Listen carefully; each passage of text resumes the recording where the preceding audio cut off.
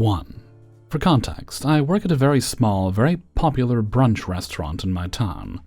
While I'm sure many others have worked at small family businesses, please listen on to have a grasp of just how small. I found this job after the pandemic, and it was, and still is, a fantastic fit for me. Our seating is extremely limited, as all staff other than family was cut during the pandemic. When I came on, I was the only non-family member working with them, as well as the only waitress, busser, and hostess all in one. I worked 5 days out of the week, and on Sundays the line cook's girlfriend would work with me. She was who trained me when I first started, for one day. No prior restaurant experience. They made sure to let me know taking off Sundays or the occasional Saturday with notice was no big deal and welcomed. That they didn't want me feeling like I couldn't take time off due to being their only full-time front-of-house employee. During the summer, there was room to ask for any other day of the week off during the summer. The girlfriend could cover for me, full-time schoolteacher schedule. This was great. I took advantage of her availability here and there, and it all worked. Flash forward to now, and I've really become part of the family. I feel taken in as a fourth child here and feel the responsibility of running the establishment in a similar vein to them being a father, son, and daughter. It's been over a year since the last time I've taken a Sunday or any day off that was not for medical reasons, which were only instances where I was physically unable to work. We now have a dishwasher, which is a step up from when I started, and more regular weekend help from a high school-aged girl. Still, we function as me being our only waitress, which is fantastic for my pocket. I can't complain about that. But nowadays it is impossible for me to take a day off anymore. The girlfriend denies my request for coverage, as she is pursuing another degree and no longer assists as she used to, and they are not interested in teaching the weekend help on the point-of-sale system, even if it's only for times when I may want a day off. They don't tell me I can't take time off, but when I've asked, I can see on their faces that it's a huge inconvenience to them, and I've told them never mind, and compromised by asking to leave early in order to still do what I wanted to do with my day. Rarely am I given the okay to leave before 1 p.m., and I normally would have been free at 2 p.m. anyway. So it hardly makes a difference on days of the week like Saturday or Sunday when things close early. I love this family and the job, the pay is great, and it's exactly where I need to be for now in my life. I feel like I'm losing my sense of self, though. Being unable to go out and do something for myself on weekends, and it's weighing on me. Any ideas or advice on how to tackle this sticky situation? 2. Content: extremely toxic work environment. The owner only hires a specific ethnic group. Anyone who is not part of that group is treated unfairly and generally ends up quitting. I was brought on board into a managerial position with the promise of increased pay and benefits. The offer seemed convincing enough to quit my other 2 jobs, seeing as the pay would be sufficient enough. This is probably the biggest mistake I've made. Had I known the things that would transpire next. Fast forward 2 years later, months of dealing with biased treatment, shady practices, and lack of transparency. Last week, a guest required some warm water at the bar. We have a hot water dispenser that heats the water to about 180 degrees Fahrenheit. The general rule is to serve the water mixed with cold at a 50-50 ratio, so that it's just about lukewarm. As I was dispensing the hot water into a cup, no one ever calls behind in this restaurant, lots of accidents, and is never addressed. My coworker ended up behind me without letting me know. I turned slightly, collided with her, and splashed the scalding water onto my left arm and hand. Threw my hand under cold water immediately and notified my employer. At this point, I left in the middle of my shift to get it checked out at the hospital. Before leaving, my coworker kept asking, "Who's going to cover for you? It doesn't even look that bad." I had no words and was not surprised at that response. Moreover, I wasn't even sure if the store was insured by WSIB, given their track record. The good news was that they were insured. Soon after getting treated, I was diagnosed with second-degree burns. The next day came. I provided my employer with my doctor's note and the required forms. She refused the form my doctor gave me and said that I needed to make a separate report online. I was a little confused at this point. Unless things have changed, as I've been injured on the job before at a different restaurant, and my boss at the time patiently walked me through everything and handled the rest. It felt like my current employer wanted to avoid filling an injury report for some reason. After filling my report online, WSIB contacted my employer, after everything was said and done. Finally, I was allowed to take some time off or work with modified responsibilities. Given their dismissive attitude, it just seems they're trying to guilt me and downplay my pain. What's even crazier was that I wasn't allowed to work under modified conditions until it was greenlit by WSIB. Essentially, I was bussing and serving with one hand, pushing through my pain. All the while, my coworkers are assuring me that it's not that bad, or that I'm over-exaggerating. I actually ended up feeling guilty because I was missing out on work, or slowing down because of the pain. I'm now being treated differently, after bussing my ass off every shift, while my coworkers stand around eating, ignoring their responsibilities. It's okay because the owner has no issue with it.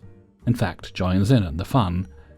I feel like I'm led to believe that I'm crazy for wanting a more enjoyable work environment that's not filled with overly blatant racist coworkers who smile at your misfortune.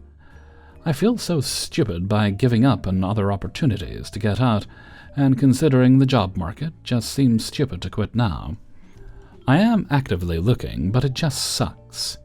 Just looking back on the entire situation infuriates me. Like, this is what I get in return for my commitment and hard work. Has anyone else experienced something like this before? I just feel so dumb and bad because maybe I'm the crazy one. I don't know. On my first day back, after recovering from my burn and getting sick, they threw out my meal prep, a container full of food I cooked the week prior to me being injured. This tipped me over. I just found a new job now, and I'm making my transition out. 3. So, I had the most insane experience I've ever had with a table. Now, I've had awkward interactions, mean people, things go wrong. Even a guy who overdosed, but it still doesn't compare to this girl, yesterday. To preface, I'm a pretty obviously gay man. I have a pride pin on my apron, and my voice and mannerisms aren't so much feminine as they lack masculinity. So I walk into work and get my first table. 2 nice older women, and we get along great. I get their food in, and all is good. Then I get my second table on the patio. It's a blonde lady, probably about 35, and a slightly older guy with her. She was wearing a shirt repping a bail bondsman whose sister used to work with us, and her whole family are amazing people, so I thought, oh, they know. They'll be great.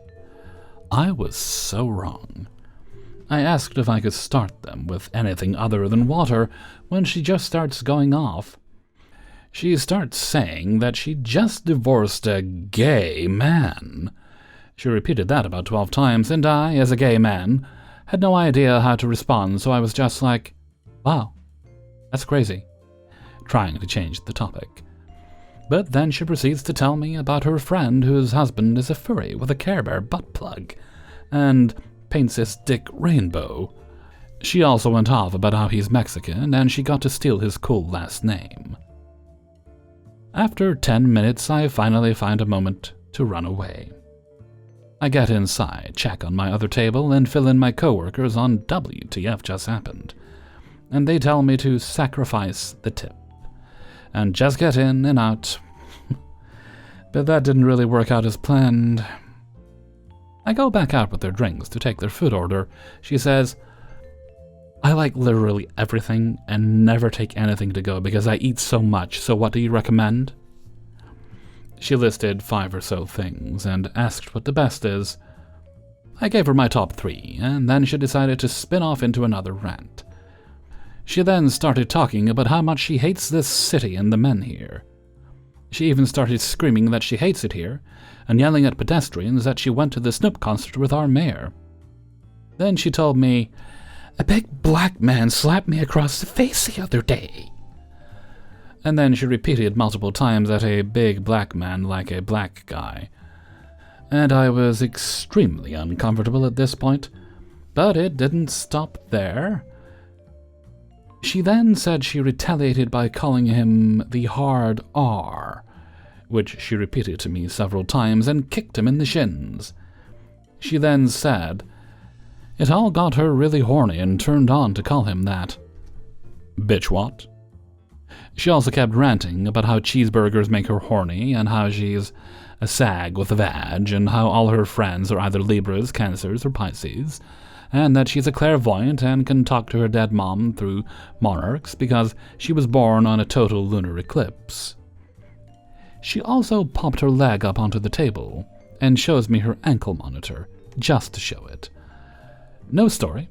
That's when, thankfully, my coworker sent out a host to save me and ask for me back inside. I said I'd be there soon and went to take their food order. The lady then said, "If you get yelled at, just tell your boss you went to college with my cousin Kelsey, and she's a slut." To which I responded, "Okay, and what can I get you to eat?" She ordered 2 meals. By this time, I haven't been with my other table in over 20 minutes, and I'd been sat with an 8-top. While trying to take care of them, this out table gets their food. Once I'm done with other tables, I went back outside to check on them. She told me she didn't like the first meal, so she gave it to a homeless man, and then she said she needed a box because she was so full from the 2 bites she took of her food, after saying she loves everything and never takes leftovers. I quickly cashed them out and got out of there. When I was leaving, she said, "Make sure you don't marry a gay guy," and then sat there another hour and only tipped 10%. Because of this whole debacle, my first table stiffed me, and my party only tipped 15% on $200, which I don't necessarily blame them because I did make mistakes and take a while. But it was still very upsetting that I couldn't give my best service because of this psycho lady that just simply would not shut up. I just had to get this all out in the open somewhere. Thank you for listening if you made it this far.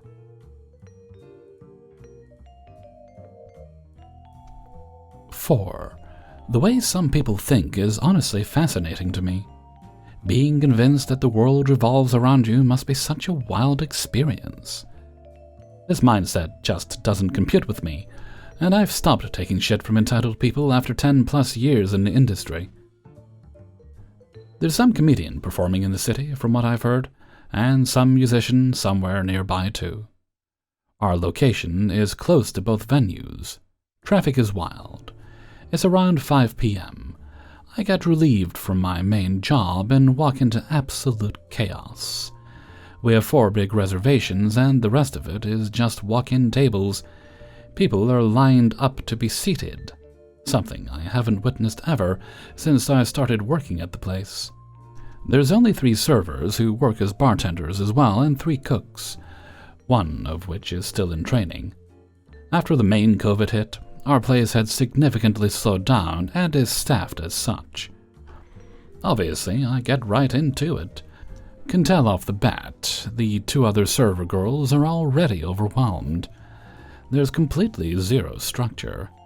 We normally work on rotation for taking tables, but today that just doesn't exist. I help girls to clean their tables, new guests get greeted, everyone is informed that their orders may take twice as long to take care of. Whoever is okay with waiting gets seated. The performances hadn't started yet, so people had some time to burn. In walks a very positive and polite woman, asks for a table of 4. She says that she's here for the comedy show and her joiners are arriving shortly. 2 ladies had joined her in about 10 minutes. 4th woman is MIA for now. I pour them all some beer on tap, make them some cocktails, make sure they aren't ready to order their food just yet, and we're rock and rolling with the rest of the pub. We don't stop for a minute to stretch, hydrate, gaze, scream, and walk in, piss, shit, or smoke. Everyone is in the zone, and we're all doing our best to keep this going. We're very supportive of each other in this place, both front of house and back of house. After 45 minutes of the aforementioned table being seated, the old hag finally joins them, and they start looking through the food menu. I get back to them in about 5 minutes, and of course, everyone is ready with their orders except for the old hag. I asked if they'd like me to come back and take everyone's orders at once, but I think they're just sick of waiting on her and they start ordering, forcing her to make a choice as well. She gives me some dirty looks and attitude, obviously because she feels rushed, like she didn't cause that herself, and places a very complicated and specific order. But I honestly didn't even have time to give it a second thought because I'm running like 7 other tables and bar seats, while cleaning everyone else's tables on top of that. I am on top of serving the ladies' table, having silverware, napkins, and condiments out right away, promptly refilling their drinks and politely conversing with them every time I approach them. 40 minutes goes by. Since they've placed their food order, I'm taking care of someone else at the bar and punching in an order for another table. Old hag runs up to me. I let her know I'll be with her in a moment. She starts slapping the bar with her wrist, saying, "We gotta go to the concert and our food isn't even ready yet." I explain that I understand her frustration. The kitchen is almost done working on it, and if they had placed their order sooner, it would be ready by now. However, the delay was caused by her being late, and there isn't much we can do at this point, as our kitchen is slammed. Her table is looking at me with nothing but sympathy at this point. Another 5 minutes passes by. I finally hear the back of house ringing for their dishes. What a relief. Plates and trays come out extremely hot, and I only manage to take out 2 entrees at a time for these folks. While I'm delivering their dishes for them, she is rolling her eyes, because it isn't her plate I was bringing over. Well, too bad. You'll have to wait another minute. I bring over 2 other dishes, including the old hag's one, and she starts screeching at me. "I've ordered chips on this side. Why are they not here yet?" At this point, I have no more patience for this woman. "I'm sorry, ma'am, but please look around you. 90% of the people also have places to be at after they're done dining. I'm sorry, I don't have 6 hands, but I'm doing my best with what I have.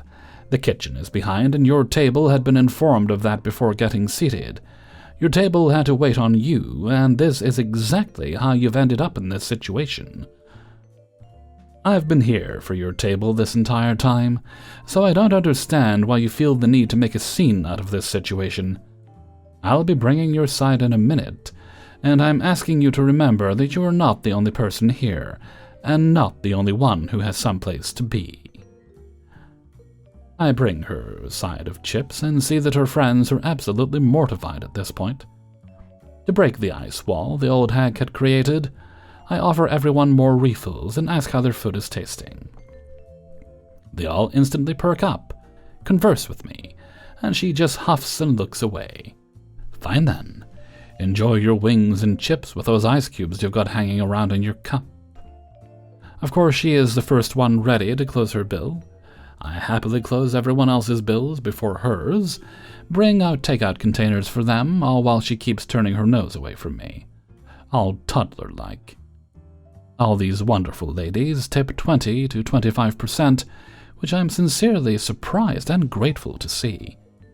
Needless to say, the old hag decides that my reality check wasn't gratitude-worthy for her, and I just widely smile right after I see her receipt, followed by a private and very personal yet outspoken, "What a surprise" remark. She scoffs at me, and I wish the ladies a wonderful night. They wish the same back to us, and off they go.